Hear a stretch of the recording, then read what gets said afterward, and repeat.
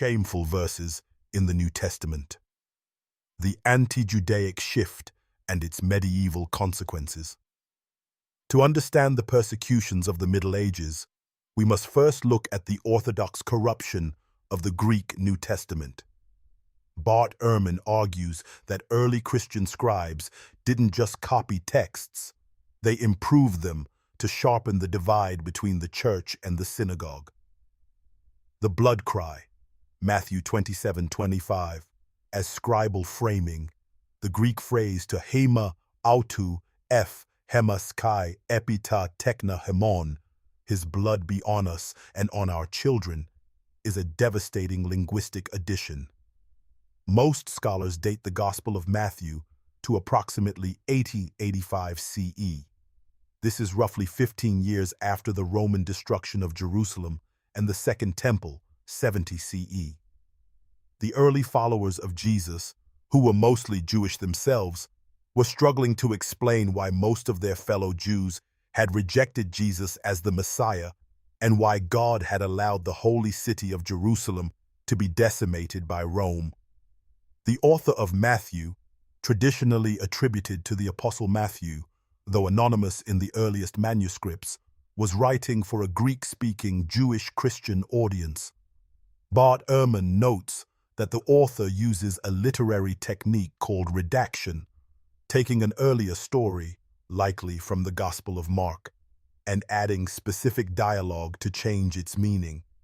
In Mark, the earlier source, the crowd simply shouts, "Crucify him." In Matthew, the author adds the blood cry. By using the phrase, all the people, pas holaus, the author shifts the blame from a small group of priests to the entire Jewish nation, past and future. It provided an answer to the destruction of Jerusalem. To the author, the city fell because the people had accepted the guilt of killing God's messenger. Early Christians were under pressure from the Roman Empire. By making the Jewish crowd explicitly take the blame for the execution, the author exonerated the Roman governor, Pontius Pilate, making Christianity appear less rebellious to Roman authorities. By putting these words in the mouths of all the people, pas holaus, the Greek text creates a transgenerational curse that became the legal basis for medieval persecution. The softening of Pilate. In later Greek variants of the Passion narratives, the Roman governor Pilate becomes increasingly sympathetic. I find no guilt in him, while the Jewish crowd becomes increasingly demonic. This was a strategic political shift. Early Christians needed to show the Roman Empire they were not a threat, shifting the blame for the crucifixion entirely onto the Jewish population. The shift in the Jews, hoi Judaioi. In the Gospel of John, the term hoi Judaioi is used 71 times, often in a monolithically hostile sense. Ehrman points out that in earlier traditions, Jesus' opponents were specific groups, Pharisees, Sadducees. Later Greek manuscripts blurred these distinctions into a single ethnic category, effectively indicating an entire race for the actions of a few elite leaders in Jerusalem. As the Roman Empire moved its capital to Constantinople, the blood cry was translated into the Theodosian Code 438 CE and the Code of Justinian 529 CE. These laws did not just discriminate, they attempted to stifle the very practice of Judaism. Under Emperor Justinian, officials attempted to ban the reading of the Shema, "Hear, O Israel, the Lord is our God, the Lord is one," because its emphasis on monotheism was seen as a direct denial of the Christian Trinity. It was a capital offense to build a new synagogue. Existing ones could only be repaired if they were literally collapsing, and even then, they could not be made larger or more beautiful than they were before. Justinian's Novella 146 forbade the public reading of the Deuterosis, the Mishnah oral law, labeling it as a senseless fabrication that distracted Jews from the true meaning of the Old Testament. Jews were barred from all honorees, public offices. This ensured that no Jew could ever hold legal authority over a Christian, reinforcing the theological narrative of the slave Jew serving the free Christian. The medieval crucible. The turn of the millennium saw a radical escalation from legal discrimination to physical annihilation. The Rhineland pogroms, 1096. As the First Crusade mobilized, the rhetoric of Christ killers reached a fever pitch. In cities like Speyer, Mainz, and Worms, the Crusaders engaged in what some historians call the First Holocaust. The massacre at Speyer, May 3, 1096. This was the opening salvo. A mob led by Amico surrounded the synagogue, while the local bishop, Johann, actually attempted to protect the Jews in his palace, fearing the loss of his royal serfs. The mob still managed to kill 11 Jews who refused baptism. This set the precedent. The mob's religious fervor often overrode even the king's or church's legal protections. The total annihilation of Worms, May 18–25, 1096. When the Crusaders reached Worms, a rumor spread that Jews had poisoned the city's wells, a precursor to the Black Death myths. The Crusaders and local burghers broke into the Jewish quarter.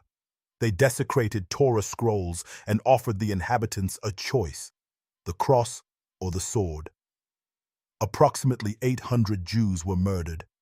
Many were found in the bishop's palace, where they had fled for safety, only to be slaughtered when the gates were breached. The Mainz Holocaust, May 27, 1096. Mainz was the center of Jewish scholarship in Europe. When Amico's army arrived, the Jewish community paid the local governor a massive bribe for protection. The governor took the money and closed the city gates, but then opened them for the Crusaders. Faced with forced conversion, many Jews chose sanctification of the name. In a scene of horrific trauma, parents killed their own children and then themselves to avoid being polluted by forced baptism. Over 1,100 Jews died in a single day. The Crusaders justified these massacres through a specific interpretation of the New Testament passages Bart Ehrman discusses. The vengeance narrative. Crusaders argued that it was illogical to travel thousands of miles to fight infidels, Muslims, while leaving the killers of Christ, Jews, unpunished in their own backyards. The blood on the children. Justification. Since the Jews of 1096 were the children mentioned in Matthew 27:25, the Crusaders believed they were carrying out a divine sentence. Economic opportunism. While the motive was religious, the result was a massive transfer of wealth. The Crusaders wiped out their debts by killing their creditors and looting Jewish homes to fund their journey to the Levant. The violence of 1096 became the blueprint for the Second and Third Crusades. The Second Crusade, 1147. A French monk named Rudolph called for the destruction of Jews. Though Saint Bernard of Clairvaux famously intervened, arguing that Jews should be humiliated but not killed, his mercy was based on the doctrine that they must remain alive as miserable witnesses to Christian truth. The Third Crusade, 1189–1190. This wave hit England. At the coronation of Richard the Lionheart, a rumor spread that the king had ordered a massacre. The York Massacre, 1190. 150 Jews fled to Clifford's Tower. Trapped by a mob, they chose mass suicide. The mob then went to the cathedral and burned the records of their debts to the Jews. The Fourth Crusade, 1204, is unique because it famously went off the rails, redirecting its fury from the Holy Land toward the Christian heart of the Byzantine Empire, Constantinople. While the 1204 Crusade is best known for the brutal sack of the greatest Christian city in the world, its impact on Jewish history was a continuation of the architecture of exclusion we have discussed, but with a specific Byzantine twist.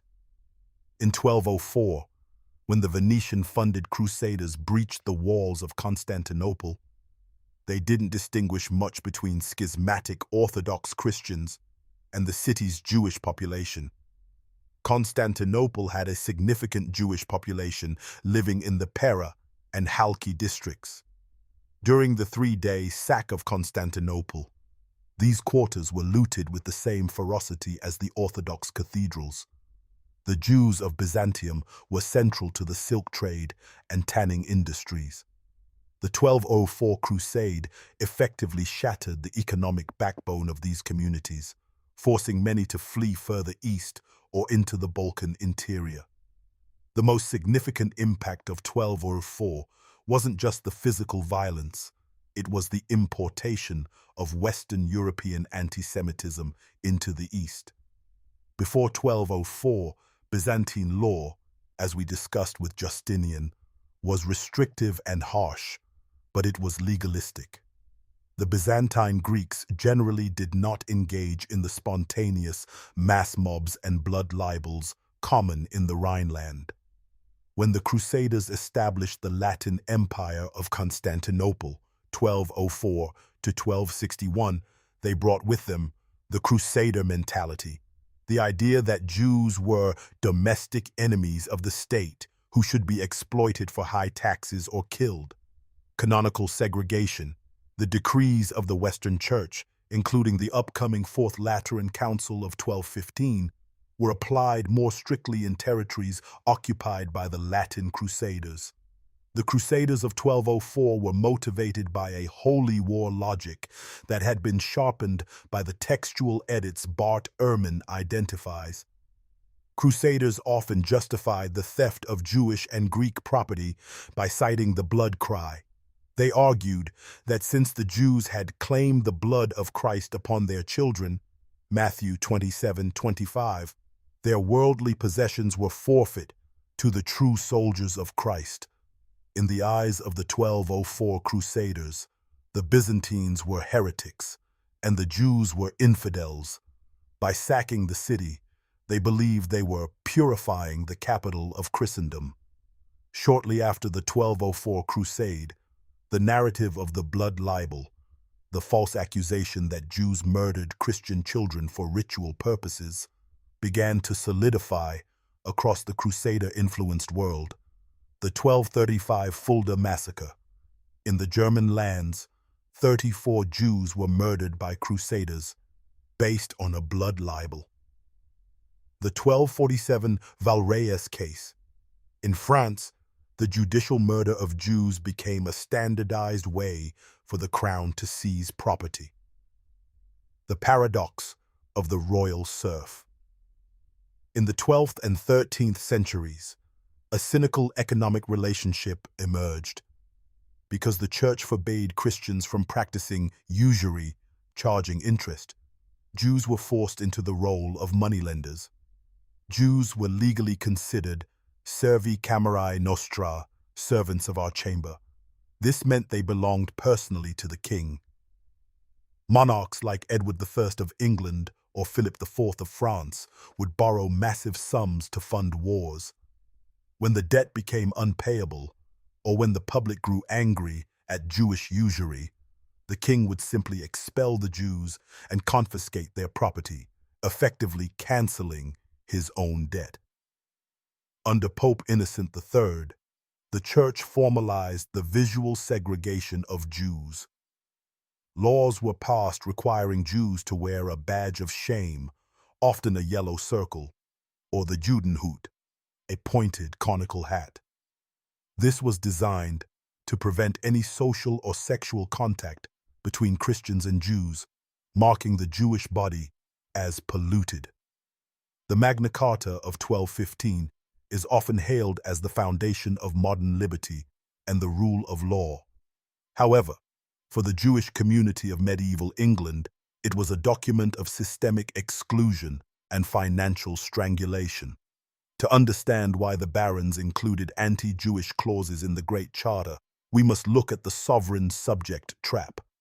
Under English law, Jews were technically the chattel of the king. This meant the king could tax them at will, but it also meant that any debt owed to a Jew was, by extension, an asset of the crown. When the barons rebelled against King John, they weren't just fighting for abstract rights, they were fighting to protect their estates from escalating debts. Two specific clauses in the original 1215 Charter targeted the Jewish financial system. Clause 10. This clause stated that if anyone died owing a debt to the Jews, the debt would not bear interest as long as the heir was a minor. This was a direct strike at the primary way Jewish families survived, as they were barred from almost all other professions except money lending. Clause 11. This clause mandated that if a man died in debt to a Jew, the debt should be paid only after the necessities of the widow and children were met. Crucially, it specified that debts owed to others than Jews, meaning Christian creditors, were to be treated with similar caution, but the primary focus was on curbing the Jewish claim to collateral, land. The barons' logic was simple. If they could freeze the interest on their debts to Jews, they could prevent the king from seizing their lands when those debts were eventually sold to the crown. The king used the Jews as indirect tax collectors. The Jews would lend money to the barons. The king would then tax the Jews so heavily that they had to call in the loans. When the barons couldn't pay, the king would seize the barons' land. By limiting the Jews' ability to collect interest, the Magna Carta made the Jewish community less profitable for the king. Once the Jews were no longer useful as a financial buffer, they became targets. 50 years after the Magna Carta, King Edward I took the barons' logic to its extreme. The Statute of Jewry was even more radical than the Charter. It prohibited Jews from lending money at interest entirely. While it allowed Jews to become merchants or farmers, they were barred from joining the merchant guilds, which required Christian oaths, and forbidden from owning land. It mandated that every Jew over the age of 7 wear a yellow felt badge in the shape of the tablets of the law, the tabula, on their outer clothing. Even in these legal documents, the blood cry of Matthew 27:25, which Bart Ehrman notes was a Greek scribal addition intended to shift blame, remained the moral background. The barons justified their financial attacks on the Jews by leaning on the deicide narrative. They weren't just protecting their pockets, they claimed they were limiting the influence of the enemies of Christ. The financial clauses in the Magna Carta were not isolated incidents. They were part of a broader, pan-European legal framework that treated the Jewish community as a fiscal sponge, to be filled with interest from the nobility and then squeezed dry by the crown. Across the medieval world, laws were designed to ensure that Jews remained a distinct, profitable, and ultimately disposable class of royal serfs. While the Magna Carta dealt with secular debt, the Church issued its own protections that functioned as restrictions. The papal bull Sicut Judaeus, first issued around 1120, supposedly protected Jews from forced baptism and violence. However, it also codified their perpetual servitude. Because of the blood cry in Matthew 27:25, which Bart Ehrman identifies as a Greek interpolation intended to transfer guilt, the Church ruled that Jews must be allowed to survive, but only in a state of visible misery to prove the triumph of Christianity. In the Iberian Peninsula, King Alfonso II codified laws that mirrored the Byzantine restrictions of Justinian, but added a biological layer of separation. Jews were forbidden from eating, drinking, or bathing with Christians. Christian women were strictly prohibited from nursing Jewish infants, reflecting a medieval fear that Jewish blood or influence could be passed through milk. Echoing the Byzantine ban on the Shema, any Jew who spoke ill of the Trinity or the Virgin Mary faced the confiscation of all property and potential execution. The Edict of the Yellow Badge, France, 1269.